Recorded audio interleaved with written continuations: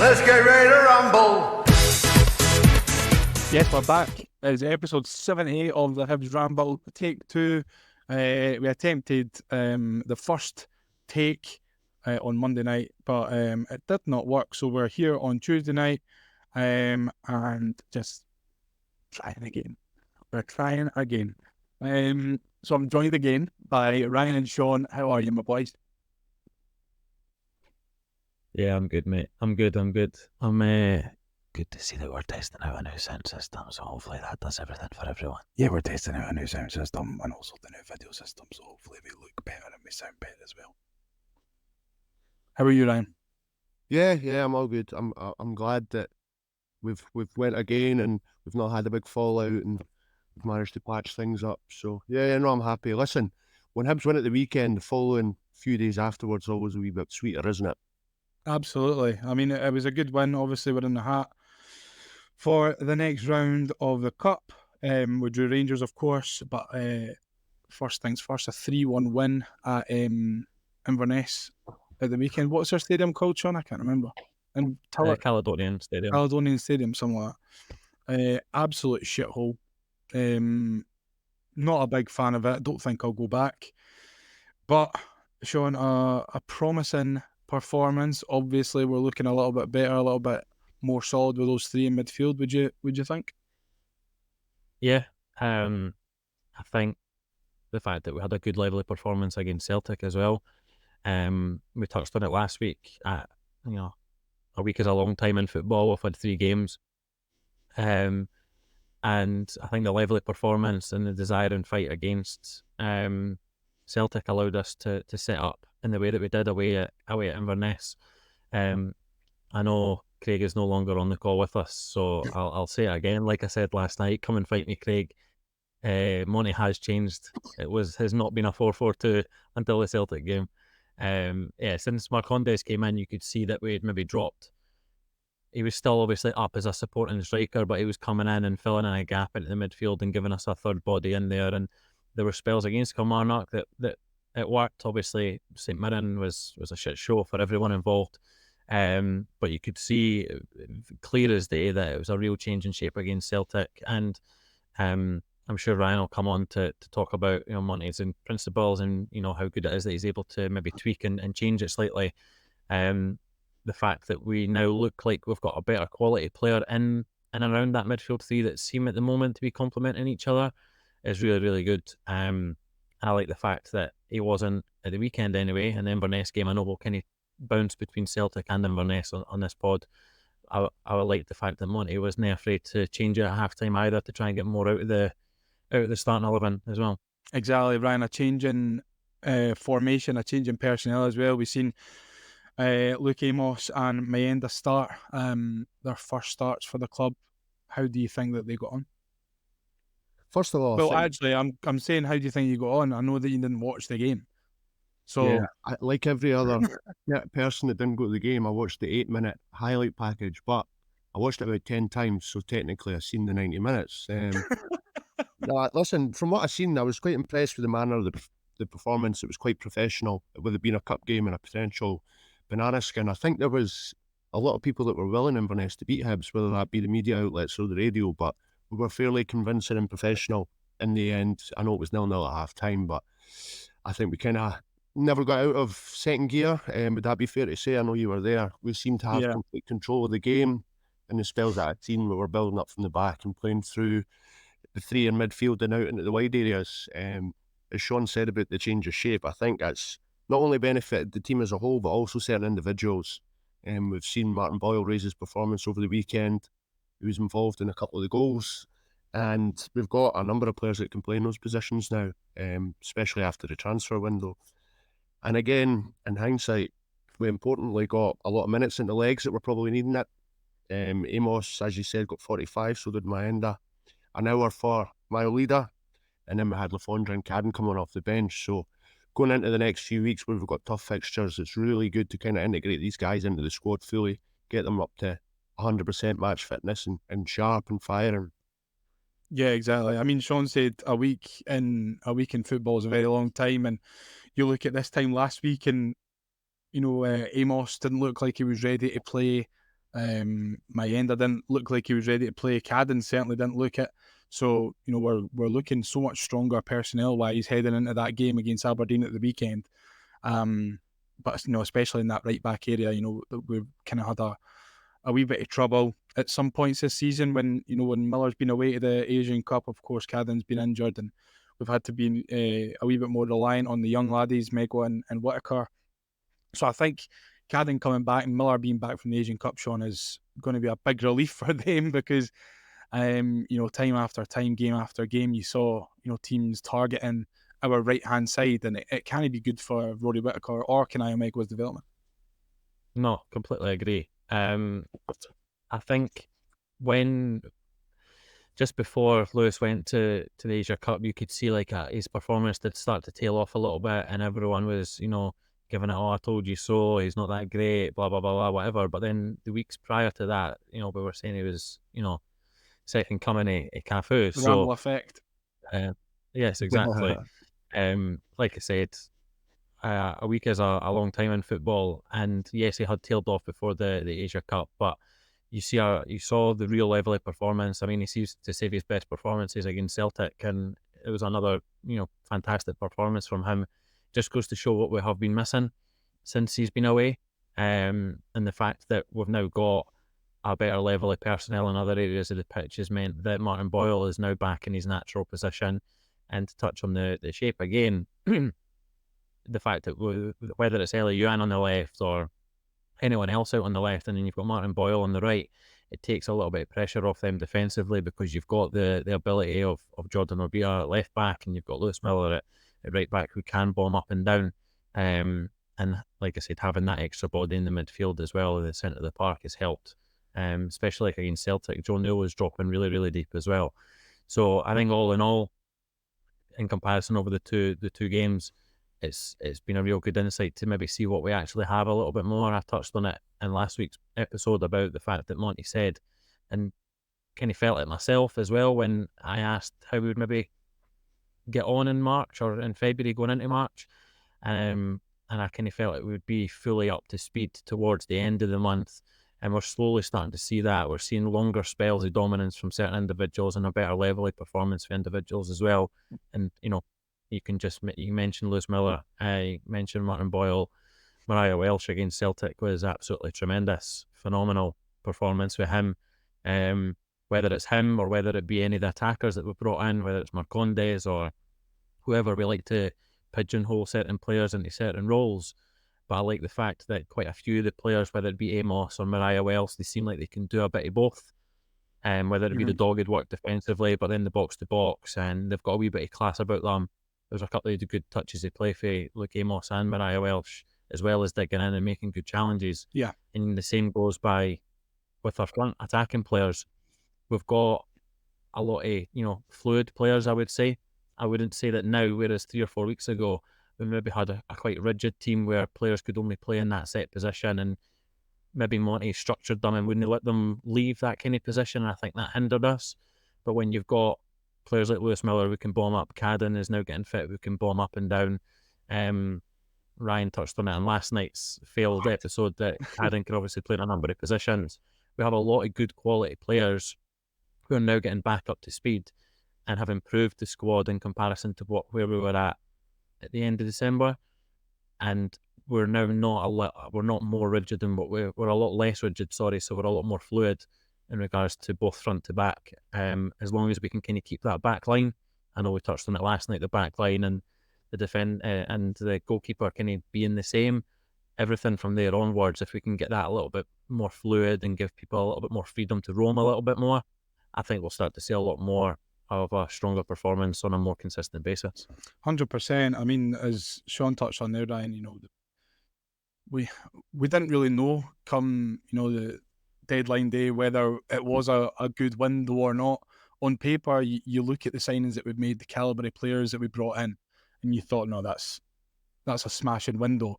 And then the first couple of games you play, you're thinking, what the fuck is this? But then, do you think it's maybe... well, I mean, people like to write players off, but I mean, we shouldn't really. I mean, these players that we've brought in have been They have improved the squad, and that's exactly what he wanted. So, do you think we should trust him a wee bit more with the team selections and all that? Yeah, absolutely. I think we need to get behind it. I mean, he's still fairly fresh into his managerial tenure here. I mean, what I do respect about a couple of things he's done is he's adapted on more than one occasion, and that doesn't always necessarily mean a change of shape. We've seen after we got beat from Rangers at Ibrox, he kind of played a wee bit more conservatively with the handbrake on a little bit, maybe a bit too much, and now he's changed shape, having learnt that it's maybe not the way to play in this league, and needing the numbers in the middle of the park is to not give up that numerical advantage, and you could be better on the transition with an extra body in there. So he has learned from that a couple of times. So along with Brian McDermott, we probably do need to trust the recruitment process. This is his first window. This is his first go at it. So we need to be a bit more trusting with that. And the fact that the calibre of players we've brought in, the reason we've been able to bring them in is because they haven't been playing, so they're therefore not match fit. So we need to wait until these guys have got minutes in the legs and they're ready to play 90 minutes, and then we will see the best out of them. But I think we also need to allow for them adapting to the league, because it's very physical and it's quite fast and frantic. And secondly, the fact that, you know, some of these guys have moved house, so they're not with their families. And I know professional footballers, they get paid a lot of money, but if you were told one night you're moving the next morning, you know what I mean? It's still a lot to take on board, as well as fitting into a new system, a new style of play, new teammates. It's a process in which it doesn't happen instantly all the time. So we really need to be patient as a fan base. But I think, as have both said, the calibre of player we brought in, I think we're probably going to see a bit of success out of a couple of them. A couple of them look like real players. Exactly. One that hasn't sort of worked out, someone that we brought in the summer, Jojo Wallacott, Sean. A fee paid for him from Charlton, and he's only played a couple of games, isn't he? So what's his future looking like? Yeah, sorry, I was just laughing there because you reminded me about how you positioned it last night. But That's exactly, good. I was making sure that I didn't say the same thing. Didn't say it again. Yeah, you didn't say that we're in a strong goalkeeping position. As we've got 4 of them. Aye, so it is a funny one. The same points that I made last night as well. Like, you would expect someone like that, if we've paid a fee for them, yes, he goes away and has a wee bit of a laugh and a joke when he's away on international duty because he doesn't play. Obviously, it's an honour to be called up for your country regardless, but I'd be buzzing. it is a bit of a strange one. Yeah, of course you would, especially if you were getting away for head when we were absolutely stinking as well. Do you know what I mean? Not bad. With stuff like that, you kind of feel like it's a blessing for these kind of players where they get away and they can kind of go away with their national team and maybe recharge and come back a better person, better player, and a better mindset as well. And hopefully that is the case with Wallacott as well. I think, unfortunately for him, we've obviously changed managers. It was Lee Johnson and the recruitment team that led that. Obviously it's the same recruitment team, but ultimately the managers had the say in bringing him in. So it's probably unfortunate that maybe Lee Johnson did want to bring him in, and then things maybe just didn't work out when he was there. And now we've got a new manager in Nick Montgomery. Nick Montgomery might just not fancy him at all. We just don't know. The fact that it's coincided with us actually getting a decent goalkeeping coach coming in as well, or a goalkeeping coach rather than what we had before, I think that will obviously help all 4 of the goalkeepers, but the 2 main goalkeepers. And it's probably unfortunate for Wallacott as well that when he did get his chance, he never really performed that great. It was a game where we didn't perform well as a team, so naturally it's going to look negatively upon him. But David Marshall in recent games, or in most of Nick Montgomery's tenure, has performed relatively well and been relatively strong, especially in short, sharp instances like close to range shots and, you know, instant reactions. And I know Marshall is at the age that he's at, and he's obviously continuing to improve and try and work on and playing out for the back. But ultimately, you want your goalkeeper to save shots and stop the ball going in the back of the net. And at times, you know, in Nick Montgomery's reign, Marshall has been able to do that. So potentially, you know, Wallacott just doesn't find himself in favour at the moment. I touched on it last night that if Hibs were in a better position and Hibs were in a better place and we were maybe flying in the league, like let's just use Hearts for example, they might have been more, you know, happier to have played Wallacott because there wasn't not necessarily as big a risk, but more about the fact that there is maybe less pressure on the team because we're doing well in the league. Whereas if Then the you result sort of didn't go our sacrifice way, that solidity that aye, look back, don't you? yeah, correct. And the thing is, like, you don't want to upset that, and you want a strong back line, and you want them to play as much games together as possible. But there's less of a risk doing it if you're playing well in the league, and it's a so-called cup game or a lesser game against lesser opposition.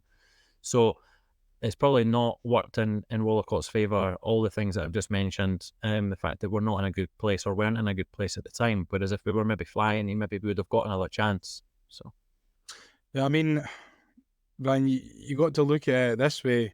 You know, if you're Jojo Wallacott, are you sticking around and waiting until David Marshall retires or dies? You know, whatever comes first. You know, by going by the looks of Craig Gordon, I don't think goalkeepers have really a capped age nowadays. So we might see another couple of years out with David Marshall and Jojo Wallacott just sitting on the sidelines. You know, if you're in his position, and what are you doing in the summer? Listen, if Jojo Wallacott's getting in and around the international setup, he'll have aspirations to be playing games for them, and you cannot do that unless you're playing for your club week in, week out. So I would imagine that he's probably going to see, well, you'll see this season out, obviously, because the window's shut. I don't know if he was a potential one to go out and the window just passed, but I would say that if he's not in, I don't think he will be in by the end of the season. He'll probably be looking to move on to further his career. He's probably at an age now where he also feels he need to be playing every week. Whilst I do agree with all Sean's points, I suppose the devil's advocate on it is David Marshall won't last forever, and when do you maybe develop another goalkeeper, whether it be Boric, whether it be Johnson or even Wallacott? That would be maybe the argument posed against all the points that Sean said. But I think to have continuity and having the same 5 guys playing there and to play through these principles that Montgomery wants, David Marshall's been very good of late, and he's probably a better distributor of the ball than Wallacott as well. So in order to get through that kind of potential banana skin, you can understand why he played.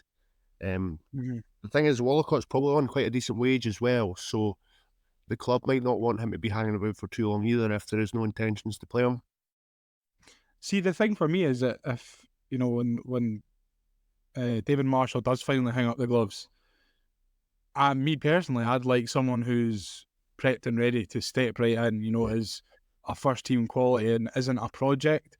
You know, it's all well and good saying, oh, Murray Johnson is, you know, a fantastic young keeper for his age, same with Max Boric, but you know, at the end of the day, you know, it's the most problematic position on the pitch. You know, if someone's not ready, then, you know, that's, and they make a mistake, it's going to lead to a goal. You know, if you're a striker, a young striker, a young winger, if you make a mistake, chances are, you know, you're going to get away with it. But I don't know. I think it's just it's one of these ones, you know, where if you've got a half decent backup goalie, then it usually makes your first team goalie play a little bit better because, you know, Jojo Walcott, I would imagine, will be right on Marsh's heels.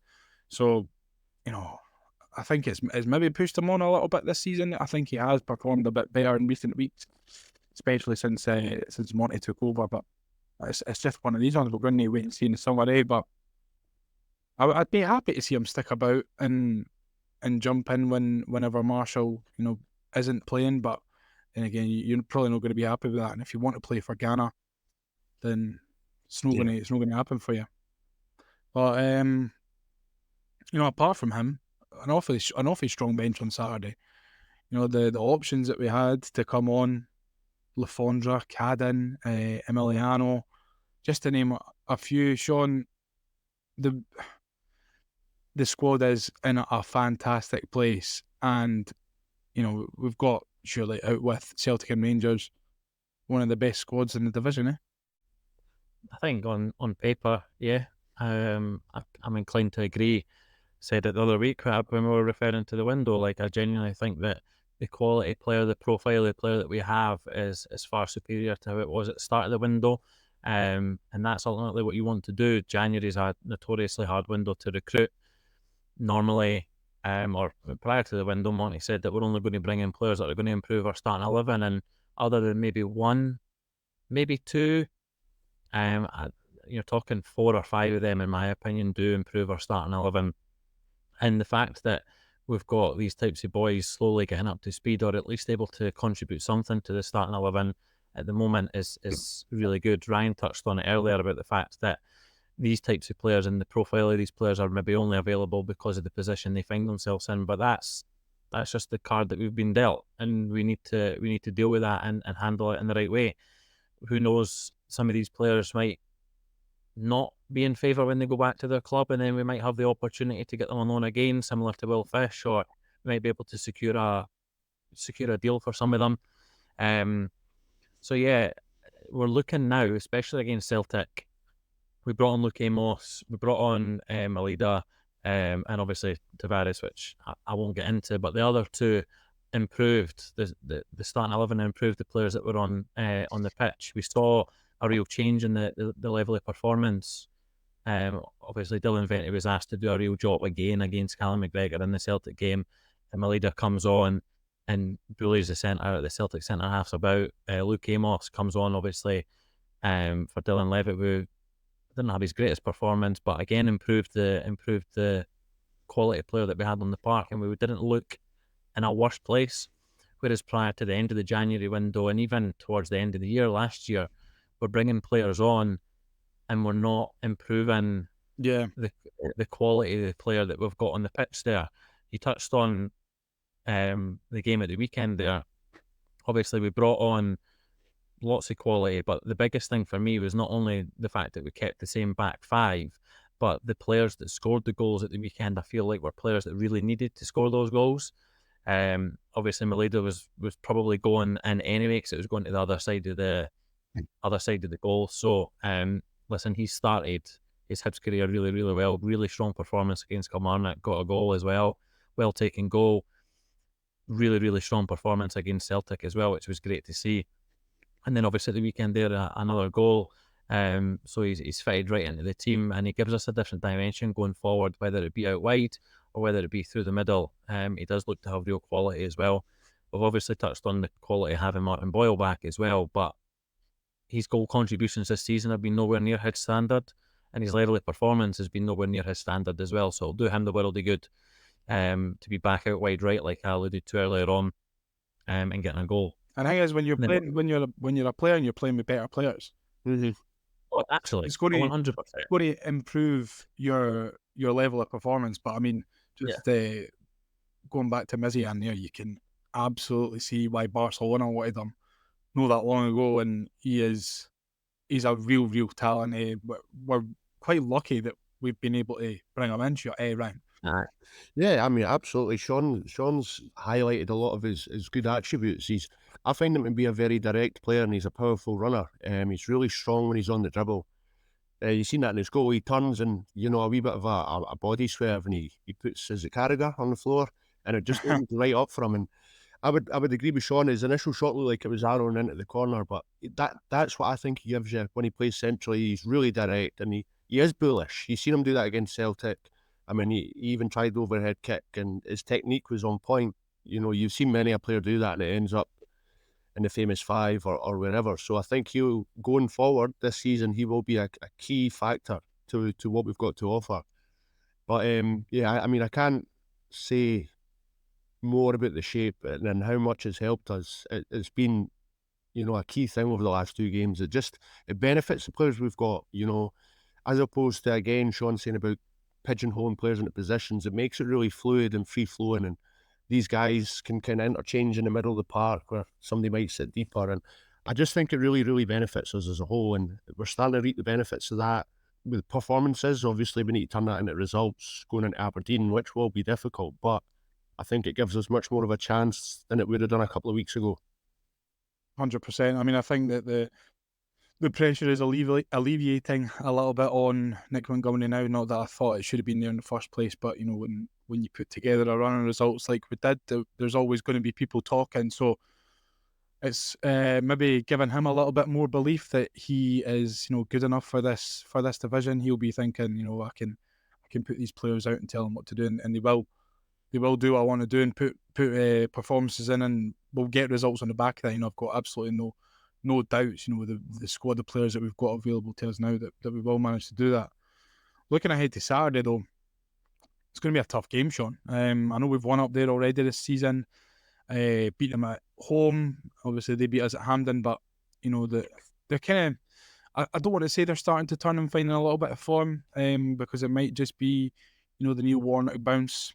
But you know, I don't feel like they should really be in that position in the league anyway. You know, with the squad of players they've got. I mean, they're, you know, I feel like we say it every week, but you know, us Hearts and Aberdeen were really quite similar in terms of levels of where the squads are at. But I mean, Bojan Majowski, what a player! He's going to be a real danger on Saturday. Yeah, no, you're right. But to be fair, if the manager bounce at Aberdeen consists of only beating Bonnyrigg Rose, then I'd still be concerned. They were lucky the other night, obviously, that Dundee got a result and stopped St Johnstone from overtaking them and putting them down to 10th in the league. Touched on Majowski, and you're right. It's him and Shankland are the two best strikers at the moment, and form-wise, in the country. But that doesn't mean that we don't have, you know, a whole load of attacking talent ourselves. We've beat them twice 2-0 this season already. Arguably, we're in a better position now on the pitch anyway in regards to quality of player than where they have been and where they are at the moment, in my opinion. Both times that we played them, we seem to, you know, if we exclude obviously the cup game, we seem to be in a little bit of transition, not really knowing what our full identity was, and the players maybe not fully understanding the instructions at the time. One under David Gray, of course. Two great performances, two great wins. But for me, the fact that Elliot Ewan managed to get a goal at the weekend as well will set him in good stead going into the weekend's game. His confidence will be a little bit high, albeit it's a 2-yard tap-in. Great team goal. So it's just what's needed. Do you know what I mean? I think I mentioned last night when we were recording, he scored 16 goals and assists in 36 games or something like that. I mean, that's outrageous. It's an outrageous return for someone who plays mostly out wide. I mean, yeah, his numbers are really, really good. Obviously, he gives us very little defensively. Obviously, there's that clip, the screenshot going about for the Celtic game, the challenge that he shot out of, and rightly so. Like, he should have put his body into it, but I think people are doing him a little bit of a disservice there because the ball's going away from him and it's coming towards Tony Ralston, so the screenshot is a bit unjust, but he still should have been doing a little bit more. And we need a little bit more fight from him defensively, but attacking wise, definitely before the window, I said it and I'll say it again, he's our most technically gifted attacker. Obviously, that's up for debate now. The fact that we've got Malida, and Marcondes now, because they're of a completely different quality, but he looks like to be on a similar par with them when he's on the pitch and when they're playing. So I think if we can get our technical players on the pitch and the ones that are most technically gifted and giving us the best chance at the weekend, I think we'll have a real good chance of getting the 3 points again. 100%. I mean, see, when you're talking about that, Sean, I know this is all kind of disjointed and jumping from back to forth with the Celtic game, Aberdeen and Celtic and Inverness and all the rest of it, but that clip there, the challenge that he didn't make against Tony Ralston, that's not his game, I don't think. Like, his game is to, you can see what he's wanting to do is get in there before him and nick it away from Ralston, so that Ralston then commits and Ewan's got that space then in behind to run into. You know, you can tell that's what he wants to do, and it doesn't come off. And I feel like he got an awful lot of heat for, I mean, Sean, you said it yourself, I don't quite agree, but shitting out the challenge, I don't think that's what he was trying to do. I think he was just trying to be cute, too clever and nick it away from him. But, you know, I do absolutely wholeheartedly agree that he's, if not our best, he's definitely one of the best technical footballers that we have at the club at the moment. And, you know, we're again in a lucky spot to have someone like him. Not everyone in the league is blessed with players like Ellie Ewan. So it's good that we've got someone like that. And, you know, that goal and assist return, and what was it? Sorry, 34 games, 16 goals and assists. So 16 goals and assists. Yeah, that is outrageous. You know, for someone who plays for Hibs, that's what, a goal or assist every 2 games ish, 2.5 games, something like that. So, you know, that is pretty outrageous. But let's talk a little bit more about Aberdeen, Ryan. And before we get on to the game, listen, how box office is it having Neil Warnock in the league? Oh, mate. So probably like everybody else, is I've watched a lot of his YouTube stuff. It's absolutely top drawer. Like, so funny, and he's an absolute character. I mean, even at his age, he's still really funny in his press conferences and his interviews and stuff like that. So to have him in the league it adds value. It does add value. Oh, 1,000,000%. Yeah. And he's good. Yeah, he's funny. He's a likable guy for me.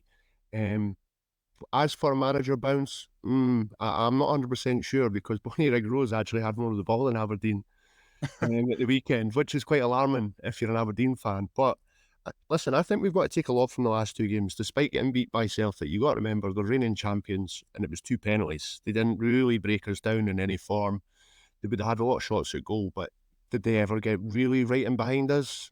I can't really remember them cutting us open. Most of the game was played in front of the two banks that we had, kind of setting up to block them out. So again, I thought we did well at that. yeah, we did. And again, the shape will contribute to that, because it gives you somebody that lies a bit deeper that can screen the back four and kind of help out in full-back areas again, so you don't have that numerical triangular advantage to play around you, which I think will benefit us playing against Aberdeen, trying to block the passing lanes into the feet of Majowski or into the channels. So having somebody that can just screen side to side will be of great value for us. But again, momentum. We've had 4 different goal scorers in our last 2 games, which is good. We've taken the reliance off maybe 1 or 2 players and spread that around the team. We've also had 26 shots in our last 2 games, which is a big difference to maybe the 4 or 5 previous to that, because I know a lot of people had maybe been a bit upset that we hadn't been as attacking as we would like to see Hibs. So the last two games definitely shows that we are capable of that. And whether that's the recruits kind of contributing to that, or the shape, or the heated discussion after the St Mirren game, it's definitely worked. So I'd be looking to get to again take that into the game against Aberdeen. Pittodrie is a historically hard place to go. And we've not had great success there over the last 3 or 4 years. So we're hoping to kind of change that and emulate what we done earlier in the season when David Gray was there. It was a bit of a snatch and grab, I would say, considering we just lost our first 3 league games and sacked the manager. So I would say we're definitely going into it with a bit more momentum now, albeit a game and a half, 2 games worth of momentum. It still counts. Definitely a tough place to go, but I feel like it's a place that although in recent years it's not been very favourable for us, it's not somewhere that we should be afraid to go and play football. That Aberdeen now are nowhere near the levels of the McInnes Aberdeen 4 or 5 years ago. So obviously they do have Majowski, they've got a couple of half decent players. We Leighton Clarkson's a good player, but you look at it man for man, and they're not better than Hibs, squad wise. So we should really be looking to go up there and get 3 points. But Shaun, just quickly, I asked Ryan, I wanted to find out your take on Neil Warnock. How happy are you that he's in the league? We're in fucking Aberdeen now, that's a difference. So what's ironic, Liam, you've just spent the last couple of minutes going on about that, right? And your Wi-Fi is obviously funny and dropped. And we heard virtually none of that. Yeah, not a word. Aye. You're That's why joking. we just... I'm not getting it again. I was just talking about fucking Neil Warnock, to be honest. So, Shaun, just tell me a wee bit about Neil Warnock. On you go, Shaun. Do you know what? He is box office, right? And Craig alluded to it last week about like season ticket for life if Hibs, brought him in as our manager. I wouldn't be happy with some of the comments he's been coming out with, by the way. This is what I was thinking. When he's talking about his mates having like days out at Ibrox and going to like orange bars and stuff like that. Like, it right in the ramble, like, right with me. He'd get on very well with you and Mark, I reckon, but I don't think he'd get on very well with the vast majority of the Hibs support, that's for sure. But the thing is, like, I'm sure Monty had him as a manager at some point as well. That's the case at Sheffield United. And I know, because Monty said that he's wished him happy retirement about 6 times. So it'll be an interesting game. It'll be an interesting matchup as well. Listen, the performance that Aberdeen put in at Ibrox was relatively strong. Neil Warnock did certainly look like he had them up for the fight. And listen, Bonnie Groves was just a professional performance from them. 2-0, job done. See you later in the next round of the hat. So next round of the hat, next round of the cup. So, listen, it is what it is. I think if, just to touch on what Ryan's already said, if we can go in and put a level of performance in some kind, and try and emulate what we've done earlier on in the season, then that'll be great. I think we are slowly getting towards a better position to be able to do that now as well. We have a lot more of our individual performers getting up to speed. I said it last week, I'll say it again. I want Luke Amos and Mariah Welsh in the same midfield. I want those two together. They're two very, very talented individuals, and I think they complement each other very, very well. So it would be really good if we can get them in as a three, and then obviously have Joe Newell in and around them. Joe Newell's obviously came under a wee bit of flack in recent weeks, but his last couple of performances have been good, back to what we would expect from a captain and a leader in the team. If we're able to get Marcondes back into that starting 11 if he's fully fit, and you've got Boyle and Eli Yuan as well, and then do you know what I mean? It just screams like a very attacking side. It screams like a very good side. I don't know how we'd be able to fit all that attacking talent into the starting 11, but if we can find a way of doing that, and more importantly, keeping our back line as solid as we can, I think we'll stand ourselves in good stead, because Triantis hasn't had the strongest of starts to his Hibs career. He's had a very tough week. Obviously, the St Mirren game, getting chucked under the bus and getting put straight in, but no one performed well in that game. Better level of performance against Celtic as well. A couple of shaky moments, but listen, it's to be expected because he's not been up to speed, and he's not played that much this season as well. But touched on it last night, I'll say it again. Nick Montgomery knows exactly what that kind of boy is going to give us. Half our back line has now been coached by Monty before. So Monty knows exactly what he could get out of these players and how far he can push them, and he'll have a better level of a personal relationship with them, so he can maybe demand a wee bit more than he probably would off a Will Fish or a Jordan Obita at the moment, whereas they might take things to heart, or they might not be able to take it on board as quickly, whereas the other two have lived and breathed it under Nick Montgomery for a good while now. So I think if we can keep our back five as strong as and as solid as that, and Nick Montgomery can maybe squeeze a wee bit more out of them defensively, we'll be okay. And like I said, if we can get Amos and Mariah Welsh in the same midfield, then we're laughing. Yeah, I think after that, Sean, this is what we should be expecting next season.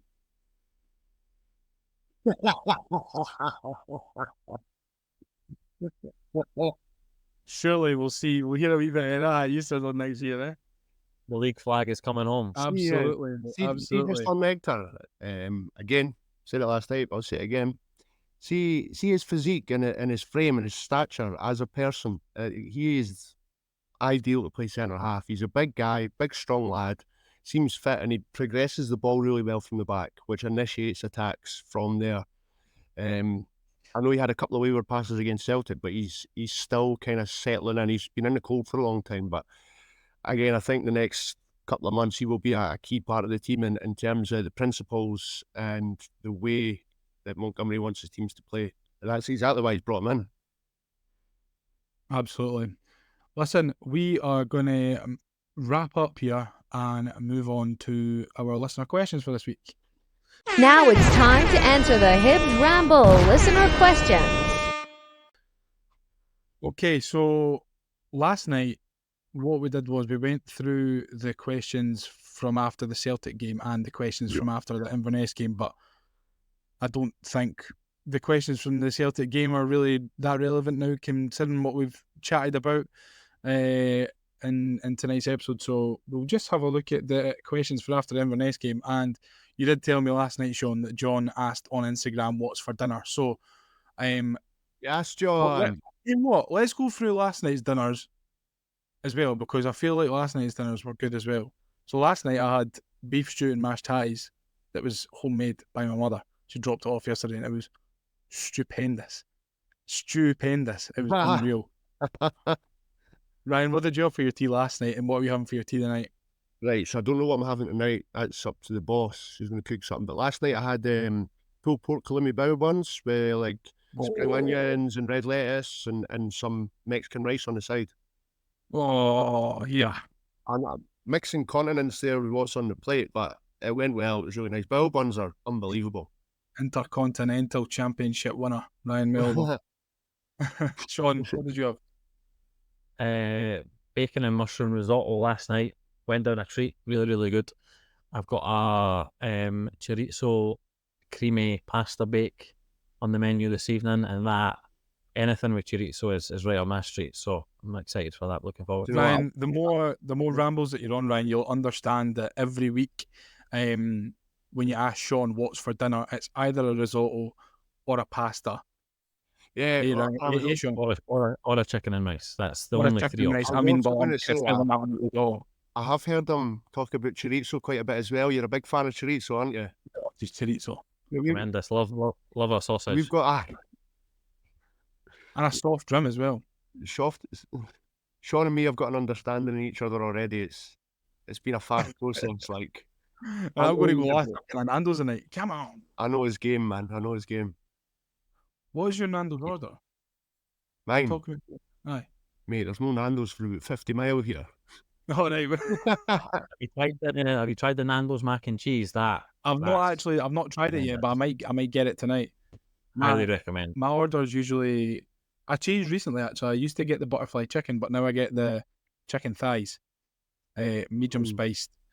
I kind of fluctuate between the normal chips and the peri chips, so I don't know what I'm going Peri to get chips are right. later. And then the other side is sometimes it's the rice, sometimes it's the mash. Depends how hungry I am. I might do carb on carb and mash and chips. But I'm not too sure. And I also like the kind of halloumi dippers with the chili jam. They're Barry Gadget like. The tender stem broccoli for Nando's is really good as well. See, I don't think I would waste a side on broccoli when like rice and chips and mashed tatties are available. I feel like it's a Corn on bit the of cob. waste. What's your order though, Sean? Tell me. I get the double cheese chicken wrap, but none of the jam nonsense in there. Sometimes I do go mash and corn on the cob, or normally I'll get the peri chips and I'll get the broccoli. Last time I was there, I got a sharing platter with Chloe, and we got one of the chicken and chips sharing platters. It was huge, really, really good. So I highly recommend one of those sharing platters as well. No, well, I am quite hungry, so I might get one of them for myself. This episode Just is brought to you by Nando's. So now, please tell me your Nando's order. I ken there's no one. Nah, do you know what? I usually I got one just before I got the train down to Birmingham, and it was just a butterfly chicken burger with peri chips on the side, and I think it was mac and cheese as well as a side. You get mac and cheese as a side, eh? Oh, do you get this side? It's just a side. It's just a wee side. So that was what I had. That was what I had. I know. I'm going to have the mac. frequent usually, just because if I'm going out to the city, the big smoke, I would go out maybe at a restaurant or something. I wouldn't go all the way there for Nando's. So Yeah. convenience thing. No, I do love it. I've not. I mean, there's a Nando's just up the road for us, but That's dangerous, lad. well, mate, the thing is, we hardly ever go to Nando's. There's a Nando's and a Tony Macaroni just up the road for us at the Straight Retail Park, and wow, the amount of times that I've went past, I'm like, fucking just really want to go in, but I can't. We've got the parents, or you know what I mean. But we're kids free the night, so we're gonna have a wee Nando's day. I'm buzzing. Moving on though, because my mouth is starting to water, my belly's rumbling. Yeah. Colin McLean is asking, do you believe Monty will get the high beat playing like he did against Celtic so regularly and qualify for Europe, Ryan? I think there's definitely more of a chance that we'll play at that level more consistently now with the calibre and the quality of player and the way in which we're setting up. European football will be difficult now, given where we are in the league. At this moment in time, we've got some hard fixtures coming up. But if we carry that level of performance on to the next, we've got Aberdeen, Dundee, Hearts, Ross County twice, is that right? Yep. If we carry that level of performance on to then, that'll definitely kickstart and shoot us up the table. Winnable games. And I think even when you're playing teams like Aberdeen and even Dundee this season, I think if you're winning games like that, it's definitely setting a marker. I think the Hearts game is, in its own sort of ecosystem. Yeah. You don't look at that the same as you look at, other games like against Dundee and Aberdeen, for example. So I think It stands on its own a little bit, that game, doesn't it? For a whole variety of reasons. But in the bigger picture, it's important to the European push. It is every year, but it's important for a lot of reasons. However, I do think off the back of the last two games and the window, I think there's a much bigger chance that we could qualify for Europe now. 100%. We might just need to win the cup, but That'll do. That's fine, man. I'll take it. We've it. won it before,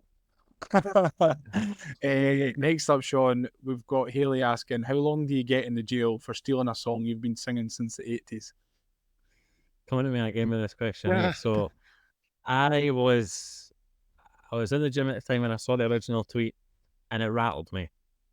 It genuinely did rattle me. I typed out a few tweets and thankfully I deleted them. Bit my tongue a wee bit because I knew that other Hibs fans would jump on it and go for it. I don't understand how. Listen, certain clubs down south do it quite a lot, where loads of teams have a similar song and then it's maybe just changed the words and things like that. And it's similar in this instance where Hibs and Hearts have both had this song for decades. Mate of mine was saying that they've sung it since maybe the 90s. I've sung it my whole life, which is obviously through the 90s. I know for a fact it was sung in the 80s as well. It's just a song that's been passed down through generation and generation. But now that social media is such a big thing, one person, records something and puts it on, and then it just spirals out of control for there, and people jump on it. And naturally, Hearts fans aren't necessarily, especially the younger generation of Hearts fans, aren't going to hear us singing about it, or because they're not Easter Road, or they're not going to be watching the games as much. But now, because of social media, you're going to see that kind of content a lot more. You're going to see songs that are sung genuinely, and I said this last night, within the last 5 years, I can't remember Hearts or ever hearing Hearts fans sing it, but I'm not at Tynecastle. I would expect a song like that, which is a traditional song, an old school song, to be sung a little bit more often and be sung at big games. Like, we literally, as a club, had one on a recorded album for like the 80s or the 90s or whenever that album was recorded. So it's been in and around the club for a long period of time. But listen, if some wee specky weirdo on, and that isn't directed to that specky weirdo. Aaron Fraser like that, man. That is not directed to Aaron Fraser. I've spoke to him a good few times. He's a good lad. Unfortunately, he just wears the wrong colour of clothing every weekend. That if other specky weirdos want to assume that we've only started singing that in the last couple of weeks because Hearts have started singing it, then crack on, lads. 'Cause been singing it for upwards of 40 years. Well, Ken Watt, Sean, I'm really glad to see that it's not touched on here with you. Not rattled. Not rattled. And we'll round off. Actually, see, just before I go on to the last question, you were saying, social media, it's a different life and time now. But I managed to shoehorn it in last night, but because obviously we kind of lost the recording, I want to talk about the Chris Cadden dance, and it did get 1.2 million views on Twitter. Ryan, you said yesterday that it put us on the map. Fucking right, it did. I put Ramble on the map, big time. And I'm actually glad. I'm glad that Chris Cadden didn't score at the weekend, because I would have been too blotto to see his celebration. He has actually promised us. I don't think I should be revealing this, but he's promised us in an Instagram DM that the next time he scores, he will do that dance as his celebration. So fingers crossed we see that this season. But no, I think I just had to shoot on that again. You know what I mean? I was very natural, that transition into you talking about the 1.6 million views. You give me an extra 400,000 views here, Ryan. I love you. By the time this episode's out, there'll be an extra 400,000. Don't worry about that. No, listen, man, that would have been a big thing for traction and scope. Like, folk doing like, who the fuck is this guy? Mate, I think a lot of people didn't understand that it was one of us that was doing the dance. I thought they just thought that we put the video up, but no, I mean, I got a lot. Even people. Let's not forget that 1 million of those 1.2 million views are actually Liam just watching it on repeat. I just had it on repeat all the time, man. But no, let's wrap up with the final question we've got from Twitter this evening, and it's from John Tolmie, and he says, "How much shite does Tolmie Senior talk on a scale of 1 to 10?" And now this is brought into context by the fact that me, Mark, and Paddy and my dad were on the same bus as John Tolmie's dad on the way up and the way back from Inverness, which I didn't realise until we got to Inverness and he was talking about his laddie. He was like, "Oh, my laddie went on this podcast not that long ago." I was like, "Oh, what podcast?" He went, "Hibs Ramble." I went, "Fuck, that's my podcast." So we found out we spent all morning and afternoon with John Tolmie's dad, but no, he does talk an awful lot of shite, so I'm going to go a 10 out of 10 for that, John. So I hope you're happy with that, and I hope Tolmie Senior is also very happy with that. But listen, lads, thank you very much for joining me this evening. We're going to wrap it up there because I am absolutely starving and I'm desperate on a Nando's. Yeah, thanks for joining us. Thanks for listening. If you've got this far, of course, you can get involved on the Twitter. We're at the Hibs Ramble on Twitter, Instagram, Facebook, YouTube, all that jazz. And yeah, let us know what you think of the new system. If you think it sounds better, if it looks better, if you're happy with this. So, Most definitely does. I think it does. But the listeners are the most important opinions that we can get, Sean. So, no, yeah, thanks for listening. Thanks for coming along on the ride, and we'll be back to talk about the Aberdeen game next week. I was going to say next Monday, but I'm not too sure if we're going to be back next Monday. It just depends. But yeah, thanks for joining me, lads. Cheers. Catch you later. See you later. Bye. Bye, anymore. Let's get ready to rumble.